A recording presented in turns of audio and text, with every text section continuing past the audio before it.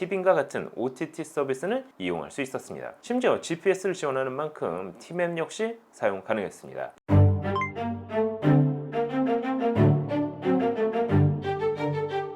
안녕하세요. 세상 신기한 그러면서 재미있는 테크 이야기 찾아주셨습니다. 이거는 말방구 실험실입니다. 오늘은 딱 필요한 기능만 들어간 심플하면서 가볍고 슬림한 스마트폰을 준비해봤습니다. 약 93,000원에 구매한 이번 스마트폰은 심지어 전화 버튼이 아날로그 방식으로 들어가 있는데요. 중량이 100g 밖에 나가지 않는 이번 스마트폰. 보면 볼수록 매력이 있는 이번 제품, 과연 국내에서도 쓸만하긴 할까요? 궁금하지 않으세요? 그럼 지금부터 같이 한번 확인해 보시죠. 고고고!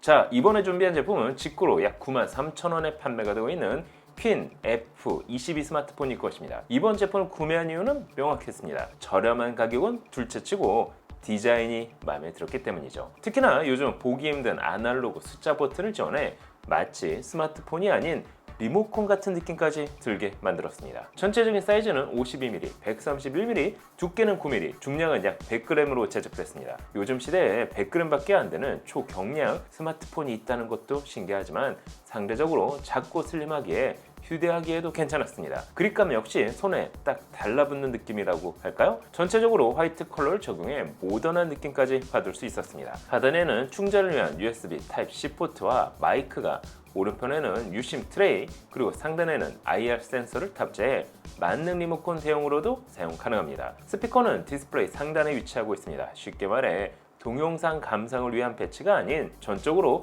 통화를 위해 디자인됐다고 보셔도 무관할 것 같습니다. 디스플레이는 2.8인치 640x480 해상도를 지원하는 IPS 패널이 사용됐습니다. 당연히 터치를 지원하는 만큼 일반 스마트폰처럼 터치만 사용해 모든 기능을 컨트롤할 수 있습니다. OS는 안드로이드 11을 지원하는 만큼 한글 역시 지원합니다.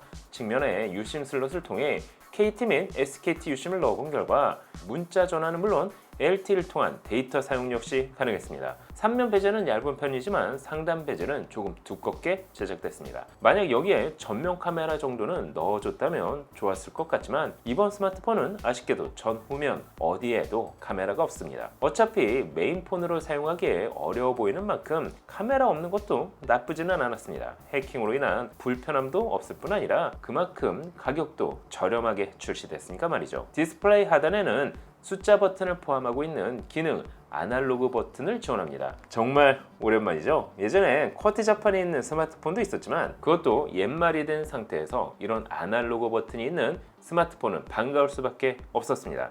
특히나 깔끔하고 심플하기까지 하니까 말이죠. 참고로 구성품 역시 단순했습니다. 유심 툴, 사용 설명서, 그리고 충전 케이블이 전부입니다. 하지만 장점이 심플한 디자인에 있다면 단점 역시 명확했습니다. 프로세서는 최대 부스터 클럭 1.5GHz를 지원하는 쿼드코어 미디어텍의 MTK6739가 사용됐습니다. 램은 LPDDR3 2GB?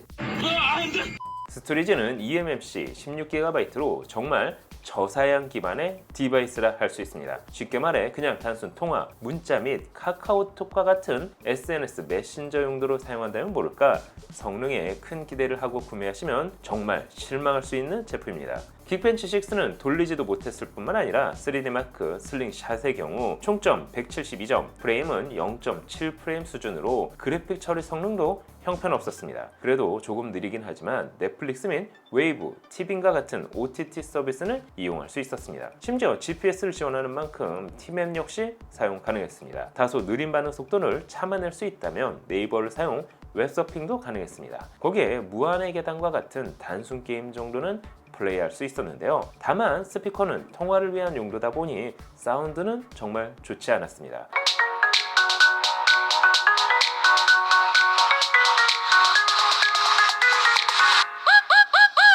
하지만 블루투스를 지원하는 만큼 무선 이어폰을 사용한다면 이 부분은 일부 해결할 수 있을 것 같은데요. 아날로그 방식을 도입하면서 이어폰 단자를 지원하지 않는 건 역시 개인적으로 아쉬웠습니다. 또한 이번 제품은 별도의 볼륨 버튼을 지원하지 않는데요. 하지만 아날로그 키 버튼에 단축 기능을 사용해 볼륨 버튼을 설정할 수도 있습니다. 예를 들어 1번을 길게 누르면 볼륨을 올리거나 2번을 길게 누르면 볼륨을 줄일 수 있는 방식으로 말이죠. 또한 나머지 버튼 역시 단축키를 등록할 수 있는 만큼 넷플릭스, 웨이브, 티맥과 같이 원하는 앱을 단축 버튼에 설정해 사용할 수 있습니다. 물론 만능 리모컨 기능 역시 단축 버튼에 등록해 사용 가능합니다. 하지만 개인적으로 그보다 더 큰 아쉬움이 있었습니다. 물리적인 키 버튼에 한글은 지원되지 않기 때문에 키보드는 화면의 터치를 통해 사용할 수밖에 없었습니다. 배터리는 1700mAh로 단순 통화 정도만 한다면 이틀 정도는 무난하게 사용 가능했습니다. 고속 충전은 당연히 지원하지 않을 뿐 아니라 심지어 15W 이상의 고속 충전기를 연결하면 충전 자체도 되지 않았습니다. 하루하루가 너무 빠르게 변하는 시대에서 스마트폰 하나라도 천천히 그리고 느리게 사용하길 희망하는 사용자라면 불편하지 않을 수도 있습니다. 뭐랄까 마치 거북이를 키우는 심정이라고 할까요? 이 뭔 개소리야! 상품 페이지에서는 이런 불편함을 미리 고지하고 F21 프로 15만원대, F22 프로 22만원대 모델을 추천하고 있습니다. 하지만 이런 제품에 10만원 이상을 지불하기에는 심리적 마지노선이 넘어서는 관계로 저는 9만원대 F22를 구매했습니다. 그래서 그랬을까요? 성능은 정말 참담하다 못해 안쓰럽기까지 했습니다. 하지만 이번 제품을 구매한 걸 후회하지는 않았습니다.